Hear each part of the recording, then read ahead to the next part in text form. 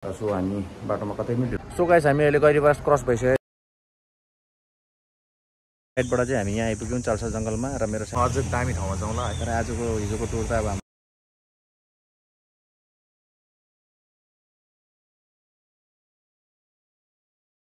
Guys हाम्रो आज जलढका जाने प्लान थियो, त्यो पनि प्लान क्यान्सल भयो किनकि अर्जेन्ट नै जिनको घरमा काम परेर चाहिँ अब घरको तर्फ लागेको हामी। बिहानको बजिसकेको छ अहिले 8।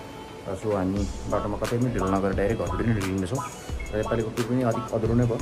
नेक्स्ट टाइम कुनै दिन आयो भनेदेखिको कभर गर्ने कोसिस गर्छु र नेक्स्ट टाइम के कुनै दिन आयो भनेदेखि त छेउको जग्गा हो, कुनै दिन त फेरि आइपुगौँला है। त्यतिखेर चाहिँ झोल्नु तोदे जलढका सबै नै कम्प्लिट गरौँला।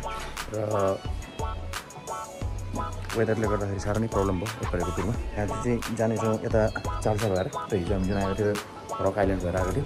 सो चाल्सा भएर जाँदाखेरि बाटोमा के कसो पर्छ पर्दैन त्यो चाहिँ र हामी जहाँ बसेको थियो यहाँनिर झुलुङ, त्यो होटलको नाम चाहिँ तपाईँको थियो भनेको आरजे रेस्टुरेन्ट।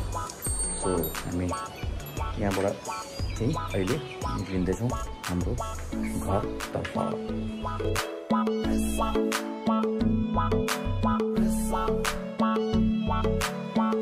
सो गाइस हामी अहिले गैरीबास क्रस भइसकेका छौँ र हिजोको जस्तो सेम ड्राइभर चेन्ज है। यहाँ मेरो साथीले फेरि स्टार्टिङ पक्रिहाल्यो हो। सो गेल्मो मेरो पिलियन। सो अब हेर्दै जाउँ बाटोमा के हुन्छ। बाटोको काम जोडो सोरो से चल्दैछ र मेरो साथीहरू नेक्स्ट टाइम छुट्टीमा आउँदाखेरि बाटो चाहिँ बनाउनु भइरहेको हुन्छ होला। के भन्छस् नेक्स्ट टाइम आउँदाखेरि बाटो बनिसकेको हुन्छ।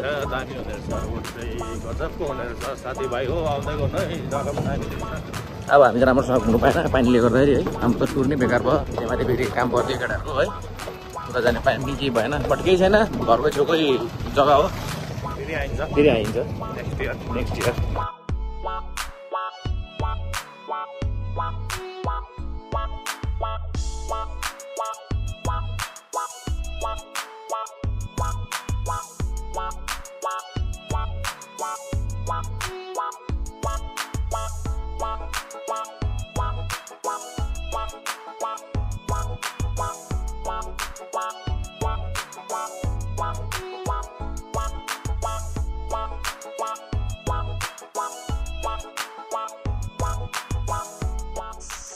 सो गाइस यति दामी जग्गा छ, यति दामी ग्रिनरी छ कि अब आउँदा आउँदा के भन्नु अब है। जबरजस्ती यहीँ रोकेर नै अब हल्का भिडियो बनाउन मन लागेर चाहिँ टक्कै यहाँको चाहिँ जुन भ्यू छ भ्यू तपाईँहरूलाई देखाउँदैछु।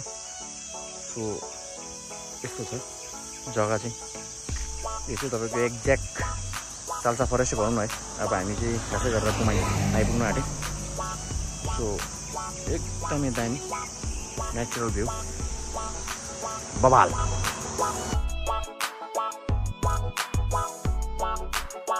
सो गाइस फाइनल्ली हाम्रो अधुरो राइडबाट चाहिँ हामी यहाँ आइपुग्यौँ चाल्सा जङ्गलमा र मेरो साथी गेलमा अब यहाँबाट चाहिँ सिधै त्यो आफ्नो गन्तव्यबाट निक्लिने छ। मिन्स सिलगढी जानेछ किनकि यसको पनि अब सोमबार है तेरो सोमबार भोलि पर्सिको दिन अब यसको पनि फ्लाइट छ युएसको है। अब साथीसँग अब 1 साल बादमै मात्रै भेटाइ हुन्छ होला है। 1 साल बादमै आउँदैन त अब एकचोटि जनवरीमा नेक्स्ट इयर 2026 जनवरी। अब आधी बोली टुर चाहिँ नेक्स्ट टाइम आउँदाखेरि चाहिँ सँगै कम्प्लिट गरौँला ल। यसको लागि चाहिँ एकदम अधुरो भयो हाम्रो चाहिँ। आज के गर्नु कोही बात छैन, लाइफ लामो छ, जिन्दगी लामो छ, फेरि आउँला फेरि गरौँला मजा, अझै रमाइलो ठाउँमा अझै दामी ठाउँमा जाउँला। तर आजको हिजोको टुर त अब हाम्रो आजको जुन टुर थियो त्यो त आदि नै भयो। के गर्नु अब अनि अधुरै भयो। जुन चाहिँ हामीले प्लान गरेको थियो त्यो हिसाबले नै भएन, पानी परेकोले गर्दाखेरि। पानी परेकोले गर्दाखेरि अब हेरौँ नेक्स्ट टाइम चाहिँ आई होप दामी नै हुन्छ होला है। हुन्छ होइन गर्नेछौँ अभियसली। मेरो साथीले त पुरै तिर्खा लागेको छ है। लागिहाल्छ त्यही त। साथी कस्तो भयो टुर? अधुरै बस्छ टुर पनि। त्यही हो, जे पनि हुन्छ राम्रोको लागि हुन्छ होइन। पानी पऱ्यो बिग्रियो के भयो नेक्स्ट टाइम चाहिँ ठिक। ओके सो गेल्मो त्यो पनि यहाँबाट जा, राम्रोसँग जा, पुगेर फोन गर है। एकदम सेफ जर्नी, राम्रोसँग जा। सो 1 सालसम्मको लागि चाहिँ तँसँग चाहिँ बाई बाई। खुनिया मोड। अब यहाँदेखिको चाहिँ सिलगढी यता लाग्छ मेरो साथी गेल्मो र हामी चाहिँ लागेको छौँ यता मेन चौतारा चाहिँ यो। सो यो टुर यतिकै भयो, आधी अधुरो टुर भयो। सो नेक्स्ट टाइम कम्प्लिट गर्ने कोसिस गर्छु। र यो जग्गा जुन छ यो जग्गा हामी बस्ने जग्गादेखि बेसी टाढो छैन।